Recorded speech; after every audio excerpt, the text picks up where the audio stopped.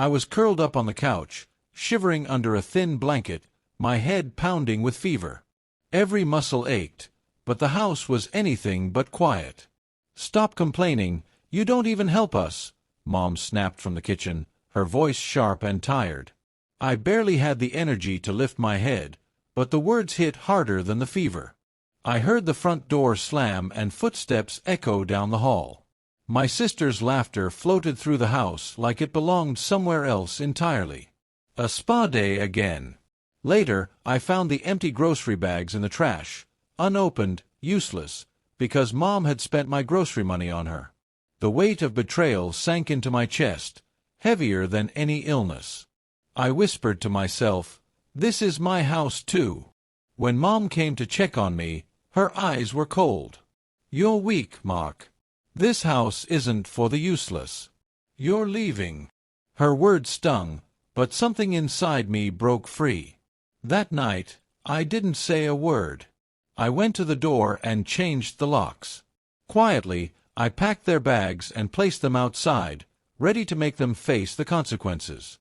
The house felt colder than ever. My name is Mark. I'm 27 years old, and for most of my life, I've been invisible in my own family. Invisible, not because I was shy or quiet, but because I was never important enough to be seen. Mom, Linda, 52, has always had this cold control over everything, especially over us kids.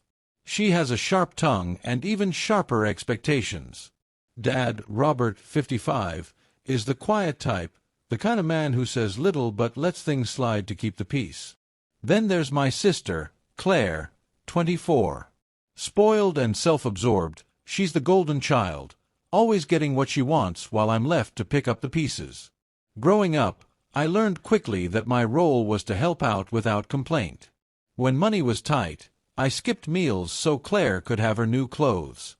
When I was sick, I was told to toughen up, while Claire's smallest sniffle meant a doctor's visit. I worked 2 jobs through college, trying to save money for rent and groceries, but every cent seemed to disappear, either into Mom's endless bills or Claire's necessities.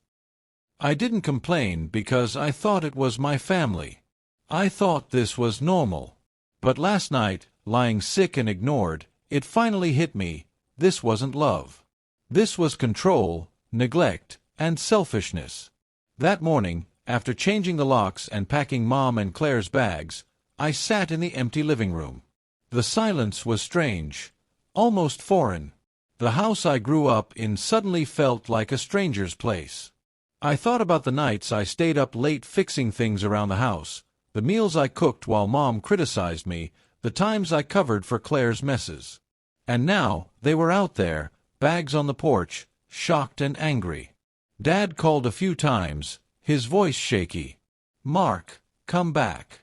This isn't the way." I told him firmly, "It's the only way that works." This wasn't just about the locks or the bags. It was about taking control of my life and standing up for myself. It was about sending a message. I'm done being invisible. I didn't know what would come next. Maybe Mom and Claire would never forgive me. Maybe Dad would finally see what was happening. Maybe I'd be alone. But for the first time in years, I felt something I hadn't felt in a long time: hope. The days after I changed the locks felt surreal. The house was quieter without Mom's sharp words and Claire's constant noise, but that quiet wasn't peace.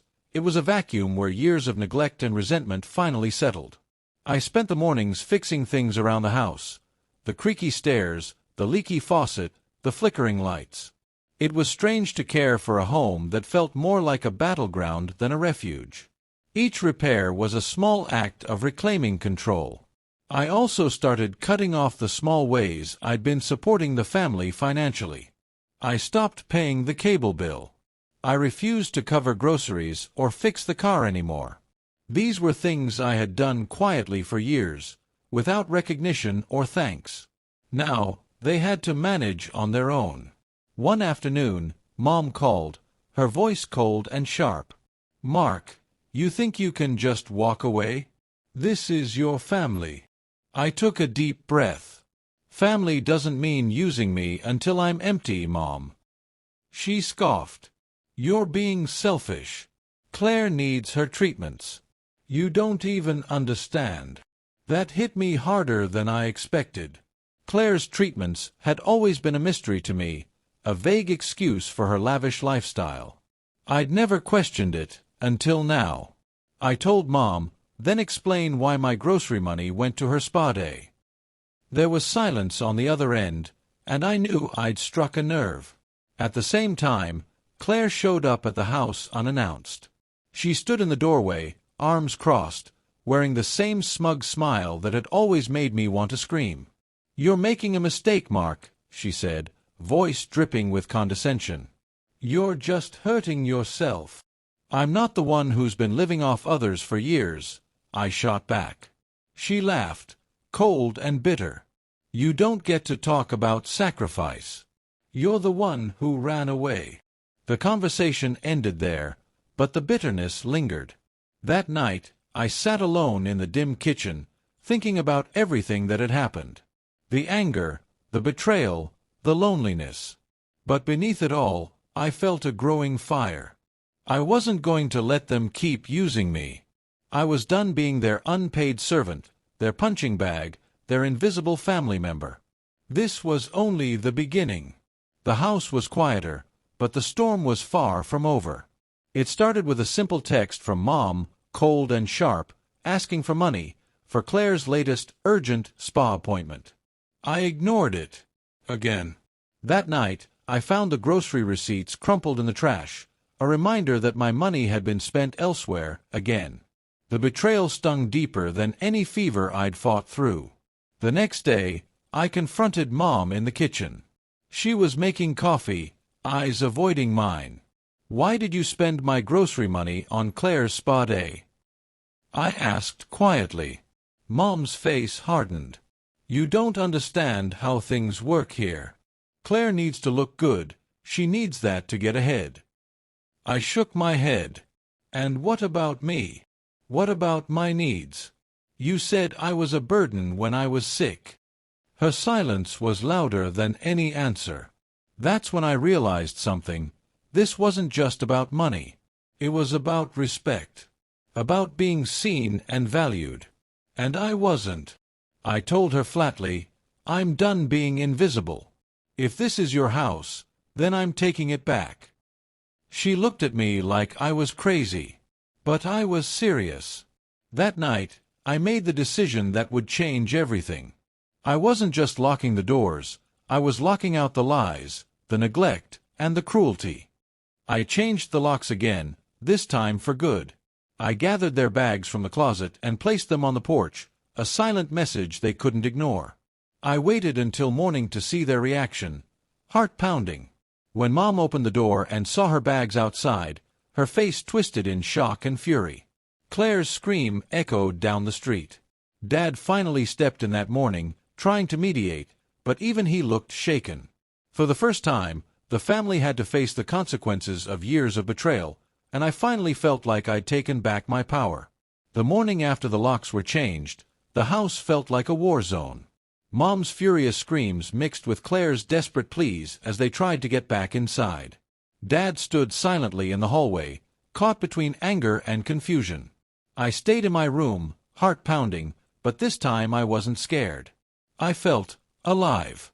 Mom's voice finally softened when she saw I wasn't budging. "Mark, this isn't you. You're hurting yourself." I opened my door, locking eyes with her. "No, Mom. I've been hurting for years, and no one cared." Claire burst into tears, her spoiled facade cracking. "Why are you doing this? We're family." "Family," I said slowly, "means respect. And you haven't given me any."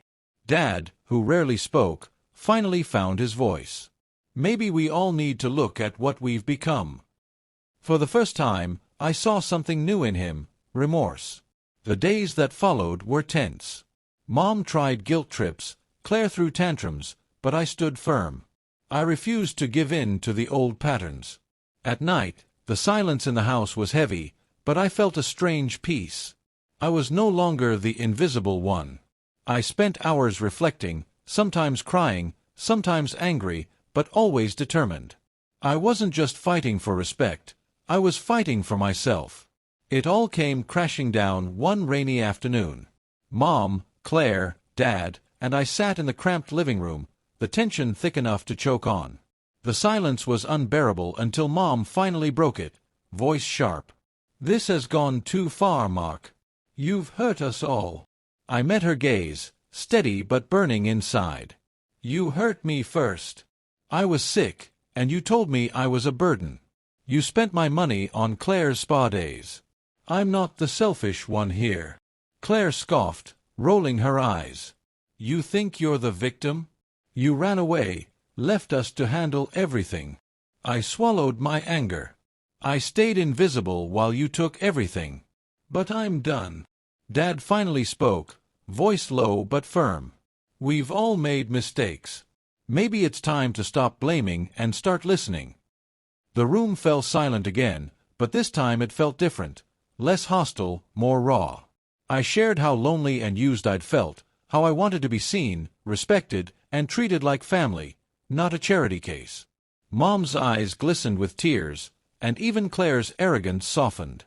It wasn't forgiveness yet, but it was a start. We agreed to try counseling. To talk, really talk. I realized revenge wasn't about punishment, it was about reclaiming my voice. And maybe, just maybe, healing could begin. Counseling wasn't easy. We all stumbled through awkward conversations, old wounds reopening as we tried to understand one another. Mom struggled to admit her faults. Claire's entitlement didn't vanish overnight. Dad, quiet but steady, tried to hold us together. But slowly, things shifted.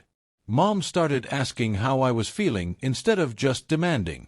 Claire actually listened during sessions, no longer dismissing my struggles. And Dad, well, he became the quiet anchor I never knew I needed. I realized the family I wanted wasn't perfect. It was flawed and messy, just like me. That didn't erase the years of hurt. I still felt the sting of betrayal, but it was softer now, more like a scar than a wound. Most importantly, I learned to set boundaries, to say no without guilt, to stand up without fear. One night, I sat on the porch, looking at the house that had once felt like a prison and now felt a little more like home. I thought about the locks I changed, the bags I packed, the fights I fought. It wasn't about revenge anymore. It was about reclaiming my place. And this time, I wasn't going to let go.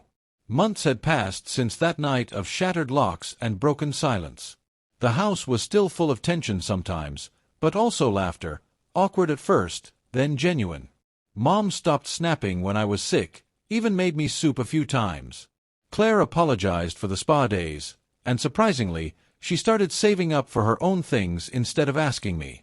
Dad smiled more, telling stories from his youth, trying to bridge the distance between us. But the biggest change was inside me. I wasn't the invisible burden anymore. I was Mark, the guy who finally stood up for himself, who refused to be taken for granted.